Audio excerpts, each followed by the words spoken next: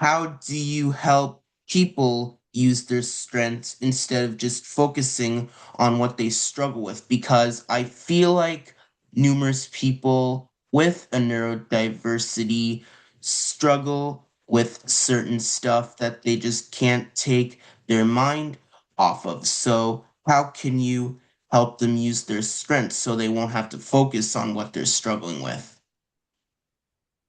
Oh, that's a really interesting. I think I think like we were saying just now, the first part comes with that understanding. So a lot of neurodivergent people who are struggling don't know they're neurodivergent. So there's a big place to start is to understand you're not naughty, you're not stupid, you're not weird, you're neurodivergent and you have a brain that works slightly differently. And if you fidget in class, you're not naughty. Let's help you understand why you fidget, what your body needs in that moment, how we can find other ways around it. But I think the framework, the diagnosis by itself, is a really important place to start. So understanding there's a framework that makes sense of the things I'm good at and bad at, and other people who get it and understand. And there's this framework for explaining to other people how I think and feel. And that's really useful. That really helps to undo some of that damage of feeling bad about ourselves because we don't understand why some things are harder for us than they might be for a sibling or someone else in your class. So I think that's a really important place to start. And you talked about in my intro, you said about how I try and work in a neuroaffirmative way. That means reaffirming to someone, this is who you are. This is what's brilliant about you. That we're not trying to change anything. Therapy shouldn't be about trying to make you less autistic. Absolutely not. We want you to like yourself more, have words to explain when you need help, explain when you want to do something differently. So you don't need to mask, so you can make it more comfortable and more fair. Yeah, that's right. And I also want to mention that I have some friends who also have autism like me or a different kind of neurodiversity, and they don't deal with autism or ADHD the same way as I do, but that's okay because I just need to figure out how they see autism or any type of neurodiversity that they have so we can really understand each other and get along as best as possible. Totally agree. I totally agree.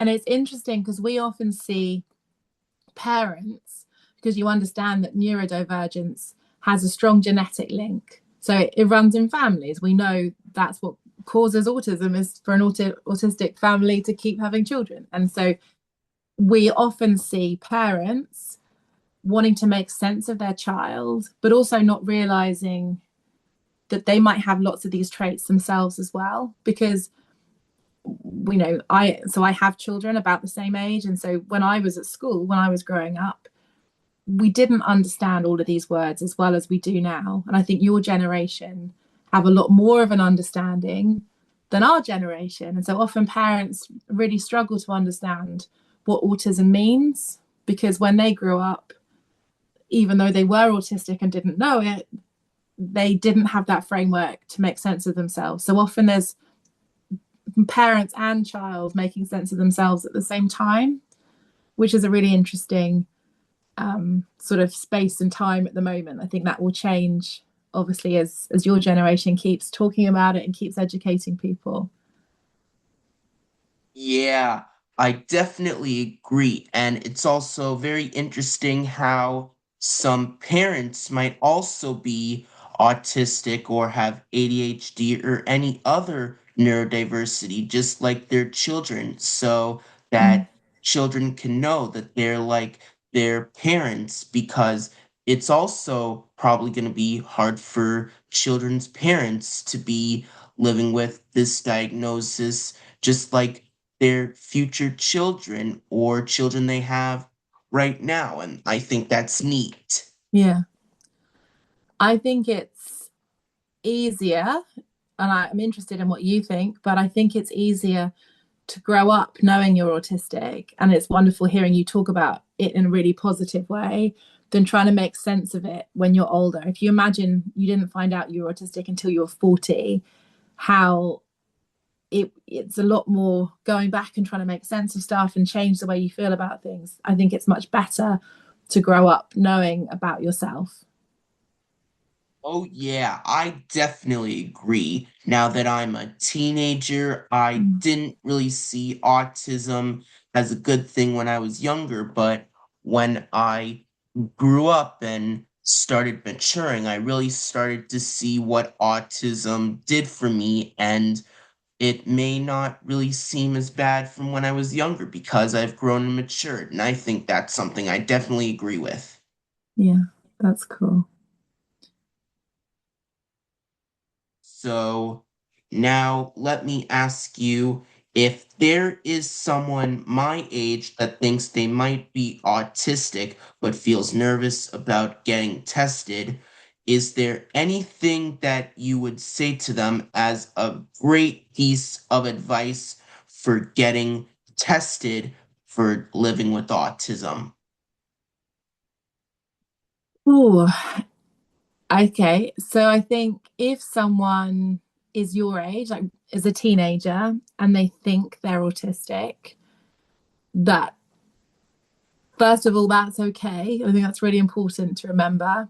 I think at the moment, it worries me that in the news there are people talking about curing autism or trying to make sense of this epidemic, and I think that's a really scary, unhelpful narrative that makes people think it's something that's bad that we should try to change. I think it's really important that if someone thinks they're autistic, it doesn't change anything if they have a diagnosis or not, in a way, that their brain is wired the way it is, but that a diagnosis might offer them ways to understand and be kind to themselves and understand how to make things feel a bit more fair, a bit more accessible, and to work on their self-esteem. If a teenager is looking into this, they're moving into adulthood, and we want happy, healthy adults that understand themselves. And so hopefully the diagnostic process will feel like a useful addition, that they can start work and explain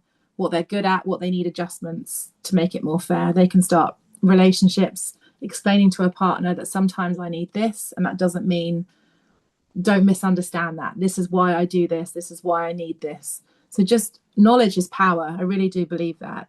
And the more we can have knowledge, the less scope there is for misunderstanding. That if I suddenly went quiet, someone might wonder, have I offended her? Is she being rude? There's all these possible explanations. If I say to someone, I need a couple of minutes to think about this before I respond, then you can't misunderstand. I've explained what's happening and there's no misunderstanding. And so knowledge is power. I do believe that. And I think hopefully if you have a diagnosis, if you have the assessment with someone that you can trust, that's respectful, that will feel like a positive experience. Yeah, I definitely agree. Especially when you're a teenager and adult, you might be a bit nervous about getting diagnosed with autism, but that's the great thing about being diagnosed with autism because you really have to let it grow into you and get used to it because this isn't something that could be magically erased. You just have to deal with being different and standing out, especially with a neurodivergency or without a neurodiversity, and just let it grow into you and become proud of it. That's really cool. Yeah, it's very neat as well. Mm. And what's really interesting is that you may not see things in ways that other people see things, but that's okay because everybody sees things differently. And if you see something in a way that may look different to other people, then that's a great way to be living in life because not everyone's the same, and that would make our world boring. Absolutely. And we know that lots of very successful people that have different ways of seeing things or have big ideas are neurodivergent for that reason. That if we all think the same, nothing gets invented, nothing changes.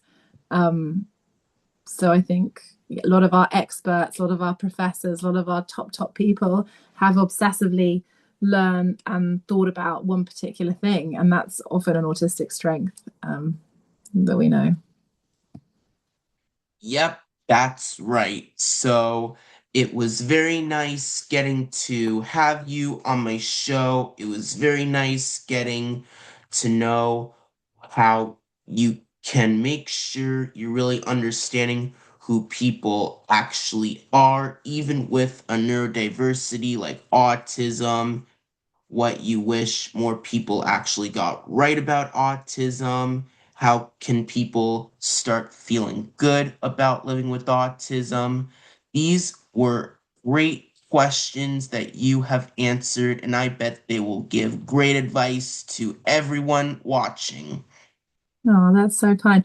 I wanted to come on because I love people like you talking so openly and bravely, and I think what you're doing is wonderful. So I was very happy to jump on and answer a few questions. So thanks for having me. Anytime. It was great getting to know all about your everyday living and your response to these big questions that I have in mind and that other people might want answers to as well. So thank you. You're very welcome. Have a great rest of day. Same to you.